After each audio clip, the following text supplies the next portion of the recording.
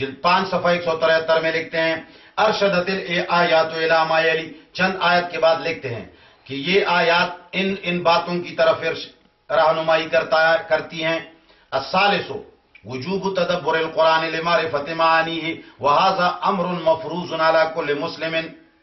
کہتے ہیں کہ ایک بات یہ ثابت ہو گئی ان آیات سے کہ قرآن کریم کا معنی اور اس میں تدبر کرنا یہ ہر مسلمان پر فرض ہے، ہر مسلمان پر، یہ نہیں کہ ہر مولوی پر. ولا تکفیہ تلاوت من غیر تامل، کہتے ہیں کہ اس فرض کی جگہ صرف تلاوت الفاظ کافی نہیں ہے. ونظر فی معانی ہے، بغیر معنی کے اور سوچنے کے. واہدافی وفیہ دلیل علی الامر بالنظر والاستدلال، ان آیات میں یہ دلیل ہے کہ قرآن میں نظر، فکر، غور کرنا فرض ہے. شیخ امین اللہ الپشاوری جو اہل حدیث کے آج کل بہت بڑے عالم ہیں، ہر مکتب فکر سے ایک حوالہ اس لیے پیش کرتا ہوں کہ آج کل لوگ اپنے مولویوں کو مانتے ہیں، خدا اور رسول کی کتاب کا اور اقوال کا ان کے سامنے کوئی وقت نہیں. کسی سے کہو قرآن نے فرمایا، کسی سے کہو رسول اللہ نے فرمایا، کسی سے کہو اللہ فرماتا ہے تو اس کو ٹھس سے مس نہیں ہوتا. لیکن اس کو کہو کہ بھئی تمہارے فلان تبلیغی کو کہو کہ عبدالوہاب صاحب نے فرمایا ہے تو چونک جائے گا. دیوبندی سے کہو کہ دیوبندیوں نے لکھا ہے، اشرف علی تھانوی نے لکھا ہے تو یوں چونک جائے گا. وہابیوں سے کہو، اہل حدیث سے کہو کہ تمہارے شیخ امین اللہ نے فرمایا ہے تو یوں چونک جائے گا. کیا معنی؟ معنی یہ ہے کہ ہمارے دلوں کے اندر اللہ اور رسول کا مقام نہیں ہے، اپنے مولویوں کا مقام ہے. تو اس لیے ہم بھی مجبور ہیں کہ قرآن اور سنت کے بعد مولویوں کے اقوال بھی سنائیں. شیخ امین اللہ پشاوری فتاوی الدین الخالص جلد 4 صفحہ 182 پہ لکھتے ہیں وَأَمَّا مَنْ يَقْرَأُ الْقُرْآنَ وَيَتْلُوهُ مِنْ غَيْرِ تَدَبُّرٍ وَلَا تَفَهُّمٍ لِمَعْنَاهُ مَعَ قُدْرَتِهِ عَلَى ذَلِكَ وَتَيْسِيرِ اللَّهِ لَهُ ذَلِكَ بِكَثْرَةِ الْمَدَارِسِ أَوْ بِكَثْرَةِ الْعُلَمَاءِ الَّذِينَ يُعَلِّمُونَ النَّاسَ كِتَابَ اللَّهِ مَجَّانًا فَهَذَا قَدْ جَاءَ فِي حَقِّهِ الْوَعِيدُ فِي الْكِتَابِ وَالسُّنَّةِ وَأَقْوَالِ الْأَئِمَّةِ. کہتے ہیں کہ ایک تو وہ تلاوت کرنے والا ہے جو آگے ارادہ رکھتا ہے کہ میں پہلے ناظرہ پڑھتا ہوں پھر بعد میں اس کا معنی سیکھوں گا، تو اس کو ایسے الفاظ میں ثواب ملتا ہے، اس لیے کہ اللہ کو پتا ہے کہ بعد میں یہ سیکھ رہا ہے، مہینے بعد 2 مہینے کے بعد اس کا ارادہ ہے. لیکن جس کا ارادہ ہی نہیں اور صرف اللہ کو دھوکہ یار انشاءاللہ پڑھیں، انشاءاللہ اس پہ مہینوں کے مہینے گزر رہے ہیں، تو ایسے آدمی کو تلاوت پر گناہ ملے گا، ثواب نہیں. وہ لکھتے ہیں کہ جو لوگ قرآن پڑھتے ہیں، تلاوت کرتے ہیں، اس کے معنی اور مفہوم میں تدبر نہیں کرتے، باوجود اس کے کہ اللہ کی کتاب کو سمجھنے کی ان میں قدرت ہے. قدرت کا معنی یہ ہے پاگل نہیں ہے، اندھا نہیں ہے، بہرا نہیں ہے. قدرت کا معنی یہ ہے ہر انسان کچھ نہ کچھ قدرت رکھتا ہے، ہزاروں کا بزنس کر سکتا ہے، مزدوریاں دکانداریاں کر سکتا ہے، زمینداریاں کر سکتا ہے. کیا قرآن نہیں پڑھ سکتا؟ کہتے ہیں کہ قدرت کے باوجود جو اس کے معنی نہیں پڑھتا اور اس میں غور نہیں کرتا، باوجود اس کے کہ اللہ نے اس قرآن کو آسان کیا ہے مدرسوں کی کثرت کی وجہ سے اور ان علماء کی کثرت کی وجہ سے جو لوگوں کو مفت کتاب اللہ سکھاتے ہیں. دنیا میں بہت سارے اشاعت کے علماء ہیں، وہ تمہیں مفت قرآن سکھائے گا. فَهَذَا قَدْ جَاءَ فِي حَقِّهِ الْوَعِيدُ فِي الْكِتَابِ وَالسُّنَّةِ وَأَقْوَالِ الْأَئِمَّةِ. کہتے ہیں کہ ایسے لوگوں کے بارے میں وعید آئے ہیں کہ یہ گناہگار ہیں. اللہ اکبر. شیخ ابن باز رحمہ اللہ جو سعودی عرب کے مفتی اعظم گزرے ہیں ابھی چند سال پہلے، وہ فتاوی علماء بلد الحرام صفحہ نمبر 1499 میں لکھتے ہیں پہلی سورہ صاد کی آیت 29، سورہ فاطر کی 29 یہ آیتیں لکھ کر اس کے بعد لکھتے ہیں وَالتِّلَاوَةُ الْمَذْكُورُ تَشْمِلُ الْقِرَاءَةَ وَالِاتِّبَاعَ وَالْقِرَاءَةُ بِالتَّدَبُّرٍ وَالتَّعَقُّلٍ وَالْإِخْلَاصِ لِلَّهِ وَسِيلَةٌ لِلِاتِّبَاعِ وَفِيهَا أَجْرٌ عَظِيمٌ. کہتے ہیں کہ تلاوت مذکور جو ان آیتوں میں آیا ہے کہ تم تلاوت کرو حق تلاوتی ہی کی طرح، کہتے ہیں کہ وہ اس تلاوت سے مراد وہ صرف تلاوت الفاظ نہیں بلکہ الفاظ تشمل القراءۃ والاتباع. اس سے مراد قراءت اور اتباع دونوں ہیں. اتباع کب کرو گے؟ جب عمل سمجھ آئے گا نا، معنی سمجھ آئے گا. والقراءۃ بالتدبر کہتے ہیں اس سے مراد تدبر اور فہم کے ساتھ پڑھنا ہے. والتعقل والاخلاص للہ کہتے ہیں کہ جب قراءت تدبر کے ساتھ ہو، سمجھنے کے ساتھ ہو، تو یہ اللہ کے لیے وسیلہ اور اس کے اتباع ہے اور اس میں اجر عظیم ہے. اگر تم ایسی ہی الفاظ پڑھو گے تو یہ اللہ تک پہنچنے کا وسیلہ نہیں ہے. امام حسن بصری رحمہ اللہ لکھتے ہیں کہ جو لوگ قرآن کا معنی نہیں سیکھتے اور تلاوت کرتے ہیں۔ مصنف عبدالرزاق جلد 3 صفحہ نمبر 363، اخلاق و حملت القرآن صفحہ 41، اس میں امام حسن بصری کا قول ہے اما واللہ ما ہوا بحفظ حروفہ و اذاعت حدودہ حتی ان احدهم لا يقول لقد قرأت القرآن فما اسقطت منه حرفا وقد والله اسقطه كله ما يرى له القرآن في خلق ولا عمل حتى ان احدهم لا يقول اني لا اقرأ السورة في نفسه والله ما هؤلاء بالقراء ولا العلماء ولا الحكماء ولا الورعات متى كانت القراء مثل هذا لا كسر الله في الناس مثل هؤلاء۔ کہتے ہیں کہ خدا کی قسم، حسن بصری لکھتے ہیں کہ خدا کی قسم یہ قرآن کے اوپر جو ثواب اور جو بشارات آئے ہیں، کہتے ہیں کہ یہ اس پر نہیں ہے کہ تم صرف الفاظ یاد کرو اور اس کے احکام کو ضائع کرو۔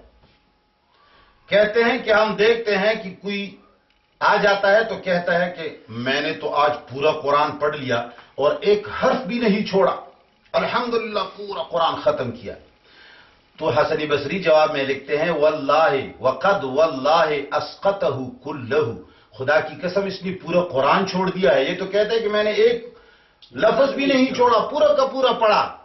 حسن بصری قسم کھا کر کہتے ہیں کہ اس نے پورا قرآن چھوڑا ہے، کچھ بھی نہیں پڑھا۔ کیوں؟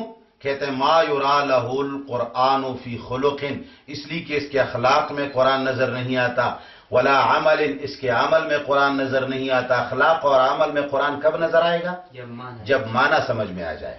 حتی ان احدهم لا یقول، کہتے ہیں کہ ایک آدمی کہتا ہے انی لا اقرأ السورۃ فی النفس، میں ایک سورت کو پڑھتا ہوں، واللہ ما هؤلاء بالقراء، کہتے ہیں کہ کچھ لوگ کہتے ہیں کہ میں دل میں قرآن خفیہ پڑھتا ہوں، تلاوت کرتا ہوں، لیکن وہ قسم کھاتا ہے واللہ ما هؤلاء بالقراء، خدا کی قسم یہ لوگ قاری نہیں ہیں، ولا العلماء علماء بھی نہیں ہیں، ولا الحکماء حکماء بھی نہیں ہیں، ولا الورعات یہ لوگ دیندار بھی نہیں ہیں۔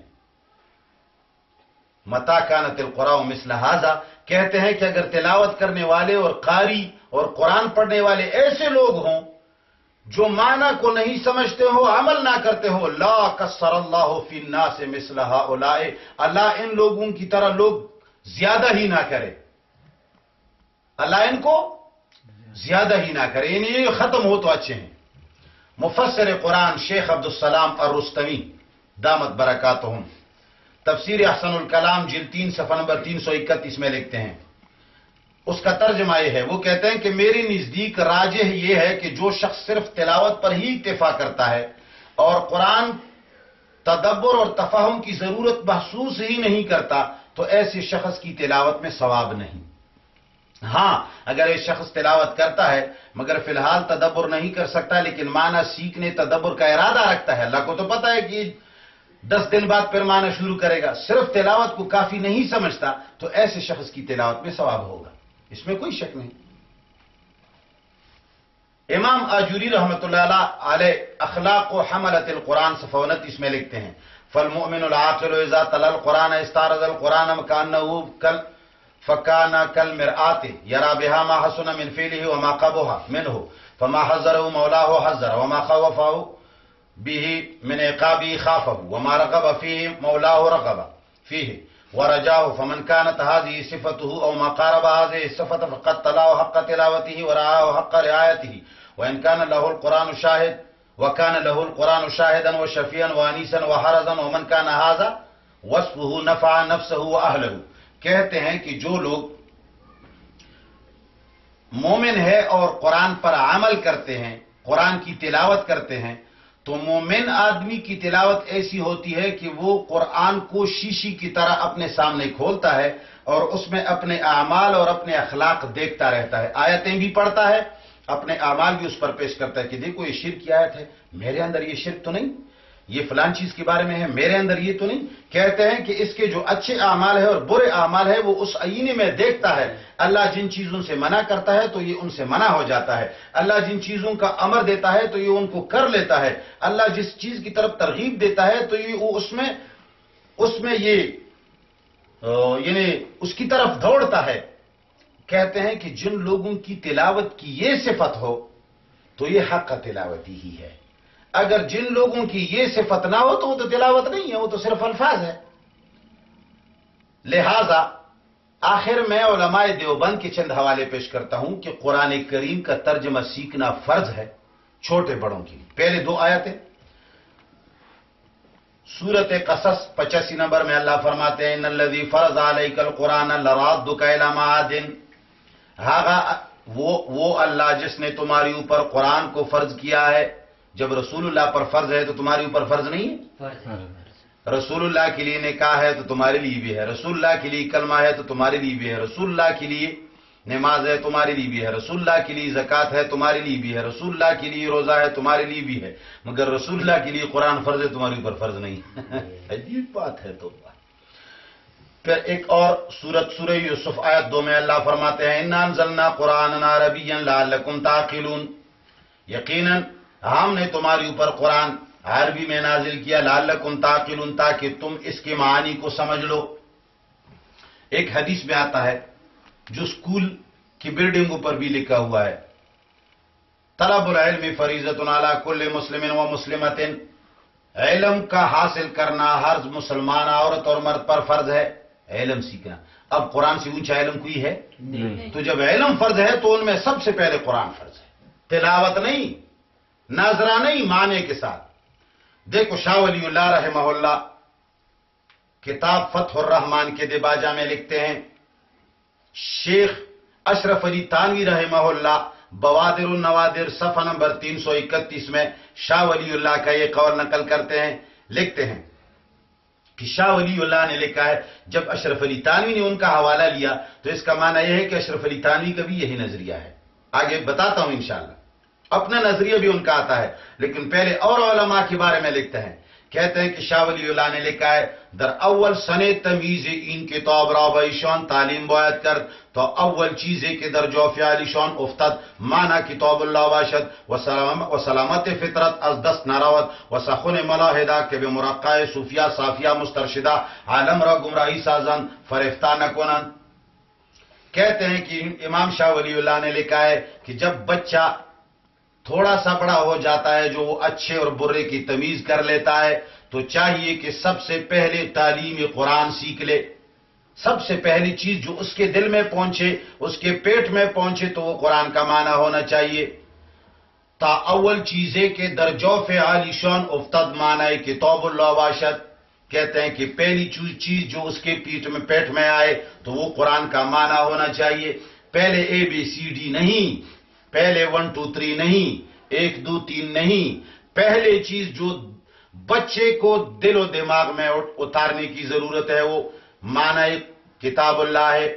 کہتے ہیں وہ سلامت فطرت از دست نراوت، تاکہ اس کی جو فطرت سلیمہ اللہ نے دی ہے وہ نکل نہ جائے۔ وہ سخن ملاحدہ کہ وہ مراقعی صوفیہ صوفیہ مسترشدہ عالم را گمراہی سازن، کہتے ہیں کہ وہ باتیں جو صوفیہ لوگوں کو گمراہ کرنے کے لیے لوگوں کے سامنے سناتے ہیں، ان باتوں کی وجہ سے یہ گمراہ نہ ہو جائے اور یہ ان کا عاشق نہ ہو جائے۔ شاہ عبد القادر رحمہ اللہ موضح القرآن کی دباچہ میں لکھتے ہیں، اشرف علی تانوی بوادر النوادر 332 صفحے میں شاہ عبد القادر کا قول نقل کرتے ہیں، وہ لکھتے ہیں مسلمانوں کو لازم ہے کہ اپنے رب کو پہچانیں، اس کی صفات جانیں، اس کے حکم معلوم کریں اور خدا کی مرضی نامرضی تحقیق کرے کہ بغیر اس کی بندگی نہیں۔ پھر آگے لکھتے ہیں اور بتانے سکھانے والے ہر چند تقریر کریں پر اس برابر نہیں جو اللہ نے آپ کو بتایا، یعنی قرآن کے برابر نہیں۔ اللہ کے کلام میں جو ہدایت ہے دوسرے میں نہیں، اللہ کے کلام میں جو ہدایت ہے دوسرے میں نہیں۔ آج کل کے مولوی کہتے ہیں کہ پیروں کے ساتھ ہدایت ہے، آج کل مولوی کہتے ہیں فضائل اعمال میں ہدایت ہے۔ اللہ اکبر۔ حالانکہ یہ پیری مریدی ہمارے فقہ کی کتاب طاہر بن عبد الرشید البخاری خلاصۃ الفتاوی میں 2 جگہ لکھتے ہیں، من اتخذ شیخا للہدایت فہو ضال، جس نے پیر پکڑا ہدایت کی نیت سے تو یہ گمراہ ہے۔ لحاظ بھی ورود شرع کہتے ہیں شریعت میں اس کی دلیل نہیں، وہ سن 500 ہجری سے پہلے گزرے ہیں، سن 500 ہجری میں کئی سو سال ہو گئے. اللہ اکبر. تو شیخ شاہ عبد القادر رحمہ اللہ لکھتے ہیں اللہ کے کلام میں جو ہدایت ہے دوسرے میں نہیں، پر کلام پاک عربی ہے اور ہندوستانی کو اس کا ادراک محال ہے. اس واسطے بندہ عاجز عبد القادر کو خیال آیا کہ اب ہندی زبان میں قرآن شریف کا ترجمہ کرے. چونکہ وہ سمجھ رہے تھے قرآن کا سمجھنا معنی میں کے ساتھ فرض ہے اور عوام اس کو پڑھ نہیں سکتے ہیں عربی میں، تو انہوں نے اردو میں ترجمہ کیا. پشتو میں ترجمے ہوئے مگر عوام نے قسم کہی ہے کہ نہیں اس کتاب کو ہاتھ نہیں لگائیں گے. صرف تلاوت پر اگر اللہ راضی ہو تو راضی ہو، ورنہ اپنا کام کرے، ہم فارغ نہیں ہیں. اللہ اکبر.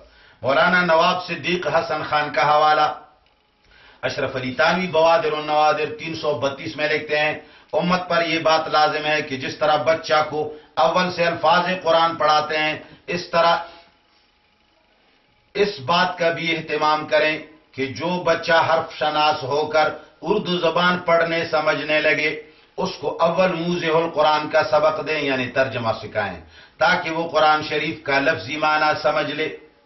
پھر صفحہ 14 پر لکھتے ہیں معلوم ہوا کہ قرآن کا اتارنا پڑھنے کے لیے نہیں بلکہ اس لیے ہے کہ اس کو پڑھ کر اس کا مطلب سمجھے. یہ بات ہر پڑھے اور ان پڑھ پر واجب ہے. صفحہ 19 پر موضع القرآن میں لکھتے ہیں انہیں ترجمۃ القرآن پر دباچہ میں بڑے شرم کی بات ہے کہ سارا قرآن تو حفظ ہو، نو کے زبان پر ہو، طوطی کی طرح رات دن اس کو رٹے مگر معنی اس کے معلوم نہ ہو. کہتے ہیں کہ حافظ لوگوں کو شرم آنی چاہیے. یہ لوگ کہتے ہیں کہ حافظ لوگوں کو ثواب ملے گا، وہ کہتے ہیں ان کو شرم آنی چاہیے کہ قرآن کے الفاظ تو آتے ہیں معنی سے معلوم نہیں. مولانا اشرف علی تھانوی رحمۃ اللہ علیہ اپنی نظر لکھتے ہیں بوادر النوادر صفحہ 333 پر یہ بات انہوں نے 25 صفر 1339 میں فرمائی ہے ہجری میں.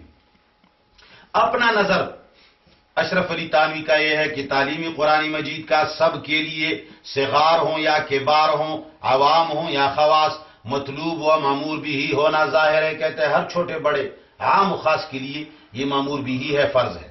اور اس میں تعلیم ترجمہ بھی داخل ہے.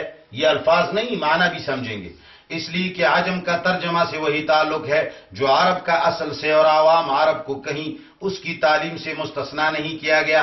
کہتے ہیں کہ عرب کو اس کی تعلیم سے جب مستثنا نہ کیا گیا تو عجم کو کیسے اس کی تعلیم سے مستثنا کیا جا سکتا ہے. اس لیے عوام عجم کو بھی تعلیم ترجمہ سے مستثنا نہیں کیا جائے گا. آخر میں چند شبہات اور اس کے جوابات. کچھ شبہات کا جوابات تو میں پہلے دے چکا ہوں کہ تلاوت کی جو صیغے آئے ہیں علماء نے لکھے ہیں کہ اس سے مراد عمل ہے، معنی سیکھ کر اتباع کرنا ہے. اب یہ لوگ جب ان کو پتہ چل جائے کہ بھئی یہ تو مفتی صاحب نے یا کسی اور عالم نے یہ کہا ہے کہ ترجمہ قرآن فرض ہے اور یہ حافظ لوگ ان کو قرآن میں امی کہا گیا ہے کہ ان پڑھ ہے، ان کی پیچھے نماز بھی جائز نہیں، تو مولوی لوگ ڈر جاتے ہیں کہ اگر سارے عوام قرآن کو سیکھ لیں پھر تو ہماری دکانداری نہیں چلتی، ہم ان کے ساتھ دھوکہ نہیں کر سکتے. تو پھر شبہ کرتے ہیں دیکھو یہ کہتے ہیں کہ قرآن کا ترجمہ فرض ہے، پھر الف لام میم کا ترجمہ کہاں ہے؟ الف لام میم کا ترجمہ ہمیں نہیں آتا تو پھر کیا ہم گناہگار ہوں گے؟ اس کا جواب یاد رکھ لو. قرآن میں اللہ فرماتے ہیں فاتقوا اللہ ما استطعتم، اتنا اللہ سے ڈرو جتنی تمہاری طاقت ہو. لا یکلف اللہ نفسا الا وسعها، اللہ لوگوں پر اتنا بوجھ ڈالتے ہیں جن کی ان کو طاقت ہو. اب حروف مقطعات الف لام میم را وغیرہ وغیرہ، یہ حروف مقطعات ان کا معنی آسمان کی طرف سے نہیں اترا، اس کے ہم مکلف نہیں ہیں. اس پر ثواب اس لیے ملتا ہے کہ اس کا معنی ہے نہیں، ان کا صرف الفاظ سیکھنا فرض ہے، باقی قرآن کا تو معنی بھی سیکھنا فرض ہے. اس کو ان پر کیوں قیاس کرتے ہو؟ تو جس کا معنی اوپر سے نہیں اترا اس کے ہم مکلف نہیں ہیں. باقی قرآن کا معنی اگر اوپر سے نہیں اترا تو پھر حدیث کو ایک طرف رکھو، اس لیے کہ پھر تشریح کیا ضرورت ہے؟ جس چیز کا معنی نہ ہو پھر تشریح کی کیا ضرورت ہے؟ تشریح تو اس وقت ہوتی ہے جب معنی ہو. ایک اور روایت، بعض لوگ کہتے ہیں ایک اور شبہ، بعض لوگ کہتے ہیں کہ حافظ قرآن کے والدین کو عظیم الشان تاج پہنایا جائے گا، اتنا روشن تاج ہوگا جس طرح کی سورج کسی کے گھر میں نازل ہوا ہو. یہ ثواب مفتی صاحب اس ثواب کو نہیں مانتے ہیں، لیکن ذرا اس کی تشریح بھی سن لو کہ اس روایت میں ہے کیا. یہ روایت مسند احمد میں بھی ہے، ابو داود میں بھی ہے، معاذ الجہنی سے روایت ہے، اس طرح دیگر روایات بھی ہیں، لیکن ان روایات میں الفاظ کیسے ہیں، الفاظ پر ذرا غور کر لو۔ من قرأ القرآن، جس نے قرآن کو پڑھا، قرآن معنی اور الفاظ دونوں کا نام ہے۔ پھر آگے لکھتے ہیں وَعَمِلَ بِمَا فِيهِ، پھر قرآن کے اندر جو کچھ ہے اس پر عمل کیا۔ عمل بغیر معنی کے ہو سکتا ہے؟ نہیں ہو سکتا۔ جب قرآن پڑھا اور عمل کیا، البسا والداہ تاجا یوم القیامت ضوء احسن من ضوء الشمس فی بیوت الدنیا، جب کسی نے قرآن پڑھا معنی اور الفاظ کے ساتھ، وعمل بما فیہ، اور اس پر عمل بھی کیا، تو اس کے والدین کو ایسا تاج پہنایا جائے گا قیامت کے دن جس طرح کہ سورج کی روشنی ہے اس سے بھی زیادہ اس کی روشنی ہوگی۔ لیکن عمل کی قید ہے اس میں۔ عمل کب کرو گے حافظ صاحب؟ جب ترجمہ سمجھ آئے گا۔ تلاوت کرنے والے صبح سے شام تک لگے ہوئے ہو، تمہیں کوئی ثواب ملنے والا نہیں، اس لیے کہ تم ایک فرد سے آنکھ چراتے ہو جو قرآن کا ترجمہ اور عمل ہے۔ بڑے فرد سے آنکھ چراتے ہو، مستحب چیزوں پہ اللہ کو دھوکہ دیتے ہو۔ شیخ الحدیث مولانا زکریا رحمہ اللہ نے فضائل قرآن صفحہ 226 میں یہی روایت دہرائی ہے، اور اس میں بھی یہی قید، عمل کی قید انہوں نے بھی لکھی ہے کہ عامل بما فیہ، جس نے عمل کیا۔ آپ فضائل اعمال کو تو مانو گے، اگرچہ قرآن کو لوگ نہیں مانتے، بخاری مسلم کو نہیں مانتے، فضائل اعمال کو تو مانتے ہیں۔ اس میں شیخ الحدیث صاحب نے باقاعدہ عمل کی قید کا ترجمہ کیا ہے کہ جس نے قرآن پڑھا اور اس پر عمل کیا۔ لوگوں نے اس سے عمل کو کاٹ دیا کہ عمل کی ضرورت نہیں ہے، بس پڑھا تو تاج نصیب ہوگا۔ اللہ سے یہ لوگ مانگیں گے شاید جلوس نکال کر۔ ایک اور شبہ، کہتے ہیں کہ علی رضی اللہ تعالیٰ عنہ سے روایت ہے جس نے قرآن کو حفظ کیا وہ اپنے خاندان کے 10 آدمیوں کی شفاعت کرے گا۔ مسند احمد و ترمذی میں یہ روایت ہے۔ جواب سن لو۔ فضائل القرآن شیخ الحدیث صاحب کی صفحہ نمبر 229 میں یہ روایت نقل ہے۔ روایت کمزور ہے یا نہیں یہ بعد میں بتاؤں گا، پہلے اس کا معنی تو سمجھ لو کہ اس میں لکھا کیا ہے، اس میں نصف بات نہیں ہے۔ جتنی روایت یہ ملا لوگ حافظ پر پیش کرتے ہیں ان سارے روایات کے اندر عمل کی قید موجود ہے، اگر کسی میں نہ ہو تو دوسری حدیث اس کی تشریح ہوگی۔ علی رضی اللہ تعالیٰ عنہ نے فرمایا من قرأ القرآن فاستظہرہ فاحل حلالہ وحرم حرامہ ادخلہ اللہ الجنۃ وشفعہ فی عشرۃ من اہل بیتہ کلہم قد وجبت لہ النار۔ علی رضی اللہ تعالیٰ عنہ نے فرمایا جس نے قرآن پڑھا، قرآن میں نے پہلے بتایا کہ معنی اور الفاظ دونوں کا نام ہے، جس نے قرآن پڑھا فاستظہرہ یاد کیا، ازبر کیا، فاحل حلالہ اس کے حلال کو حلال جانا، وحرم حرامہ حرام کو حرام جانا۔ اب حلال کو حلال کب جانو گے، حرام کو حرام کب جانو گے؟ جب معنی سمجھ آئے گا نا۔ پھر کہتے ہیں کہ جس نے اس کے حلال کو حلال سمجھا، حرام کو حرام سمجھا، تو اللہ اس کو جنت میں داخل کرے گا اور 10 آدمیوں کی شفاعت کا اختیار بھی دے گا۔ ایسا نہیں ہے جس طرح کہ آج کل ہے، اونٹی گنگا چل رہی ہے۔ لیکن یہ روایت جو علی سے روایت ہے کہ 10 آدمیوں کی شفاعت کرے گا، یہ روایت کمزور ہے۔ اس میں حفص بن سلیمان ایک راوی ہے جو ضعیف ہے۔ شیخ ابن باز نے فتاوی اللجنہ دائمہ للبحوث العلمیہ والافتاء جلد 3 صفحہ نمبر 102 میں لکھا ہے ہوا صاحب عاصم متروک الحدیث فالحدیث بہذا لا یثبت علی النبی۔ کہتے ہیں یہ صاحب عاصم روایت یہ متروک الحدیث راوی ہے، اس کے روایت کو چھوڑ دیا گیا ہے۔ یہ راوی جب روایت میں ہو تو روایت رسول اللہ سے ثابت نہیں ہو سکتی۔ امام البانی سنن ترمذی حدیث نمبر 2905 میں لکھا ہے ضعیف جدا کہ یہ روایت بہت ضعیف ہے۔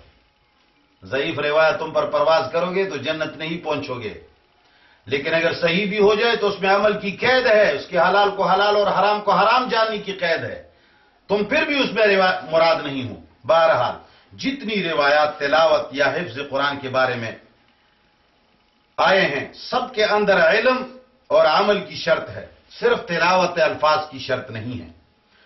تو اس لیے ہم ان لوگوں سے درخواست کرتے ہیں جو اللہ اور رسول کو تمام دنیا کی مولویوں سے اونچا مانتے ہیں۔ جو لوگ اپنی علاقے کے مولوی، اپنے پیر، اپنے پارٹی کی مولویوں کو اللہ سے اونچا مانتے ہیں، قرآن کہ آیت اور حدیثوں کے باوجود کہتے ہیں کہ ہمارے مولوی صاحب نے ایسا فرمایا ہے، تو وہ لوگ گئے گزرے، ان سے ہماری کوئی بات نہیں۔ وہ جو اپنے مولوی کو اللہ سے اونچا سمجھتے ہیں، قرآن سے اونچا سمجھتے ہیں، وہ تو مسلمان ہی نہیں ہے۔ میری درخواست ان عوام مسلمانوں سے ہے جو اللہ کے دین پر پیسے خرچ کرتے ہیں، مولویوں کے لیے مدرسے بنواتے ہیں، چندے دیتے ہیں، سونے اور بالیاں اپنے کانوں سے نکال کر کے دیتے ہیں، اپنا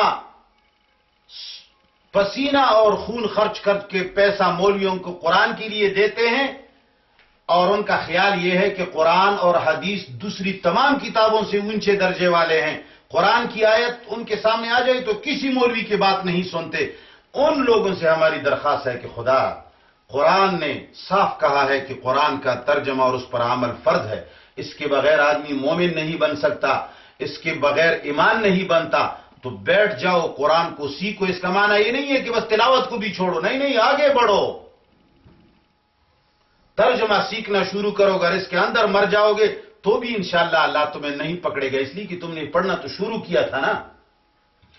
اس بحث کے اندر میں نے تقریباً 91 آیتوں کا حوالہ دیا ہے، شمار کر لو پھر گن لو۔ 91 آیتیں میں نے پیش کی، اور رسول اللہ کی 23 احادیث مبارکہ پیش کی، اور 86 کتابوں کا حوالہ میں نے دیا، اور علماء، فقہاء، صحابہ و تابعین میں سے 56 علماء اور فقہاء اور صحابہ کے حوالے دیے۔ اب اگر یہ آیات، یہ حدیث، یہ کتابیں، یہ صحابہ، یہ علماء تمہارے مولوی اور تمہاری پارٹی کے علماء سے نیچے ہیں، یہ قرآن، اس قرآن اور ان حوالوں سے تمہارا مولوی، تمہارا پیر، تمہارا استاذ، تمہارا مدرسہ ان سے اونچا ہے، تو ہم ان کو سلام کرتے ہیں، پھر ہمارا ان سے، تم سے کوئی بات نہیں۔ اگر یہ چیزیں، قرآن کی آیتیں تمہاری مولویوں اور تمہارے پارٹیوں سے اونچے ہیں تو خدا را اس پر عمل کرو۔ وآخر دعوانا ان الحمدللہ رب العالمین۔